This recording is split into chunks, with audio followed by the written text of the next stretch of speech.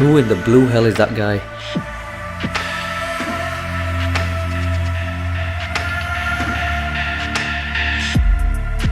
I'm Manny, and that guy is the former shell of me, and I've been suffering with Crohn's disease for 17 years.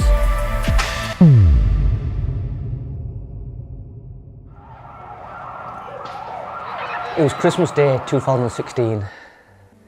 Felt like someone shot me in the stomach and then poured battery acid on top for good measure. I couldn't move. The pain was excruciating. I was rushed to hospital where I was pumping morphine and more morphine, but it didn't do anything for the pain. I laid on my back for 5 days in that hospital. I couldn't eat, I couldn't sleep, I couldn't even go to the toilet. And doctors, they would come and they'll press on my stomach and I'll be like, does that hurt? Nope. I'm holding back tears. I just wanted to go home, but little did I know this was just the beginning. I had a significant bowel perforation. My intestines split and it leaked everywhere on my insides. It was life-threatening and I needed emergency surgery. I was given 3 options and I begged and pleaded for an alternative, but the options were have an ileostomy bag, have an ileostomy bag, or have an ileostomy bag.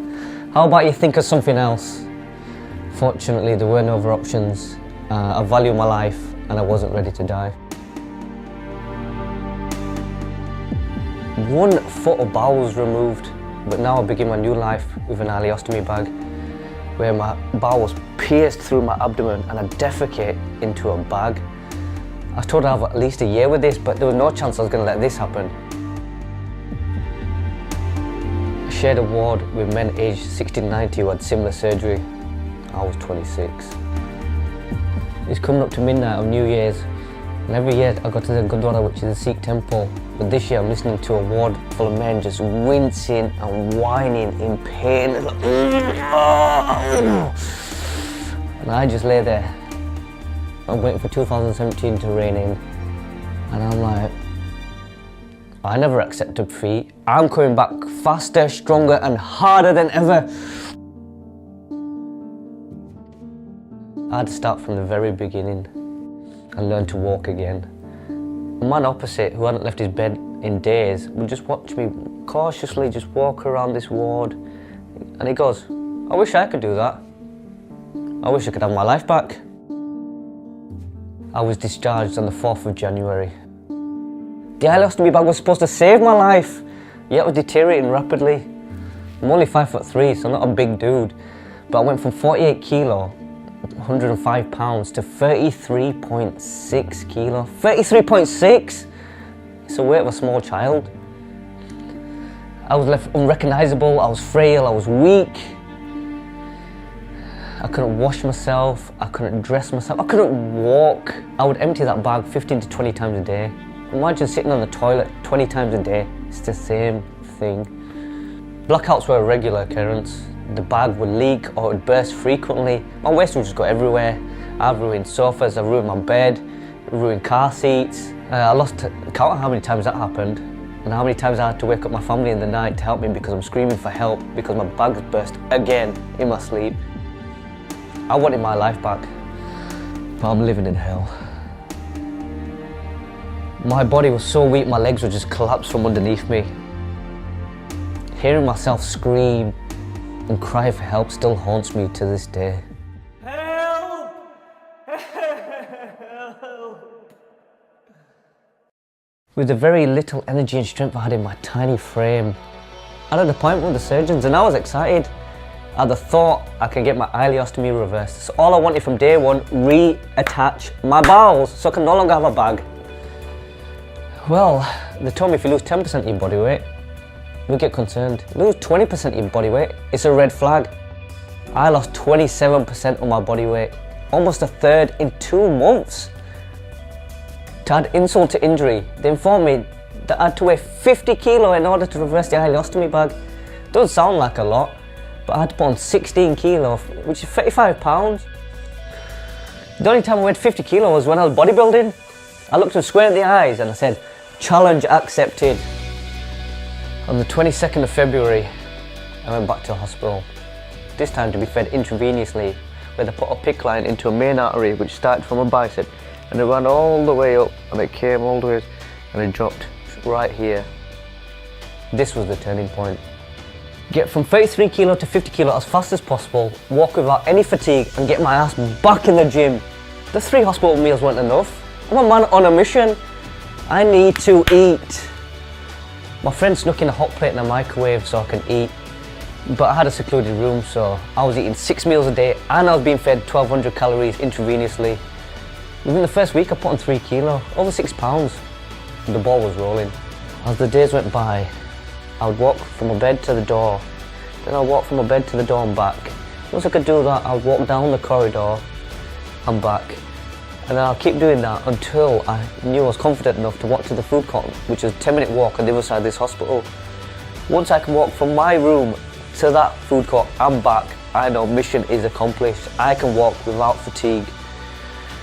So I would attempt to walk to this food court, and I could not make it. I'll stop halfway. I'll make it there and I'm like, yes, but then I'll have to get wheeled back. It took me 2 weeks, and I made it after 2 weeks. I could walk to that food court and I could walk back. I was happy, I was proud. My legs were burning like I'd done a heavy squat session. But bear in mind, I've been laying on my back for 3 months, or I've been sat down. I spent a month and a half in hospital. A month and a half. But I left 10 kilos heavier, 22 pounds. So the 50 kilo milestone was in sight. It was so close I could taste it.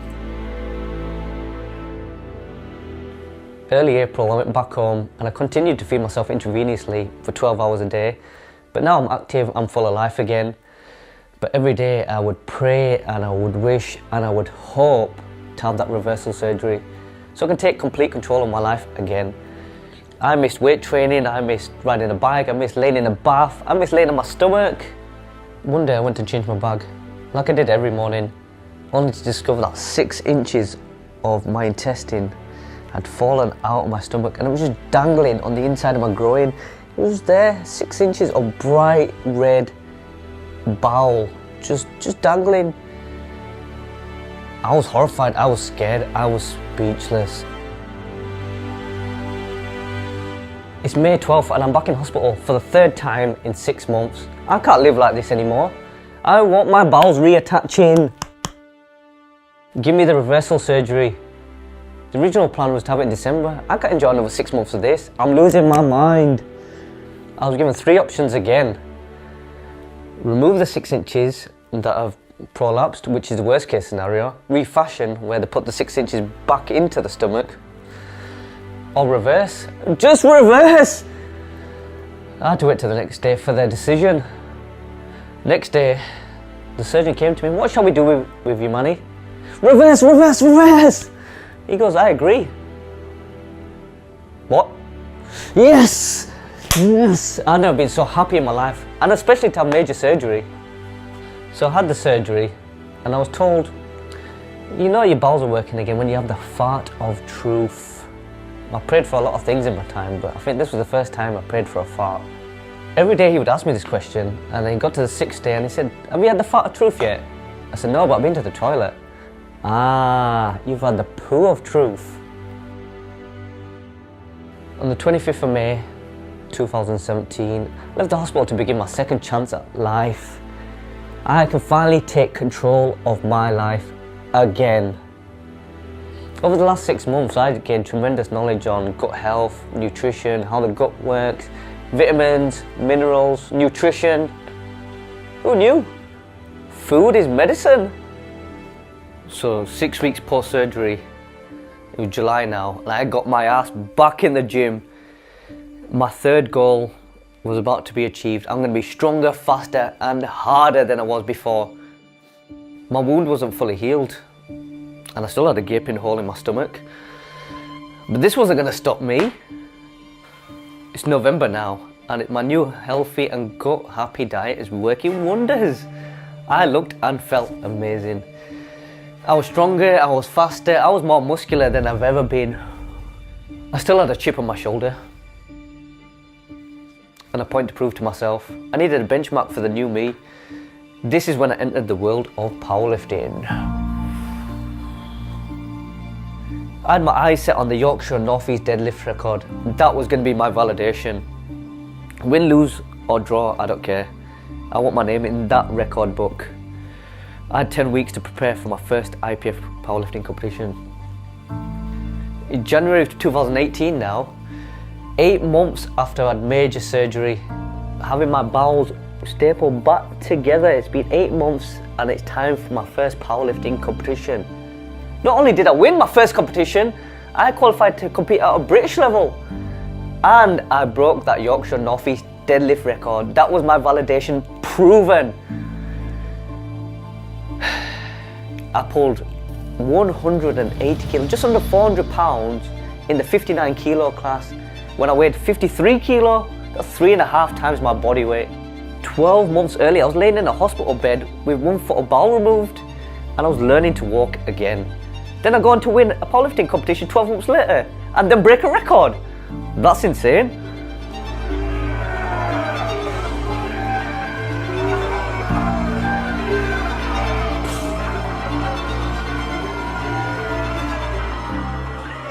July 7th marks my birthday, but also it marks the second time I compete, but this time it's for the Yorkshire Northeast Championship.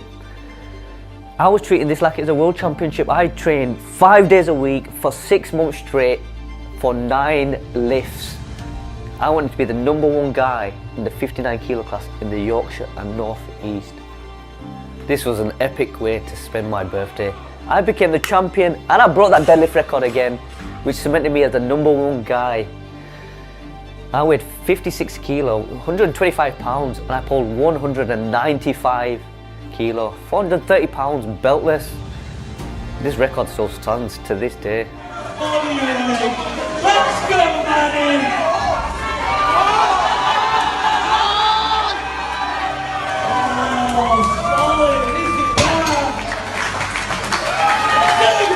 I went on to compete at the British Championships. I placed 4th, but this lit a fire and a passion underneath me, and the drive grew stronger.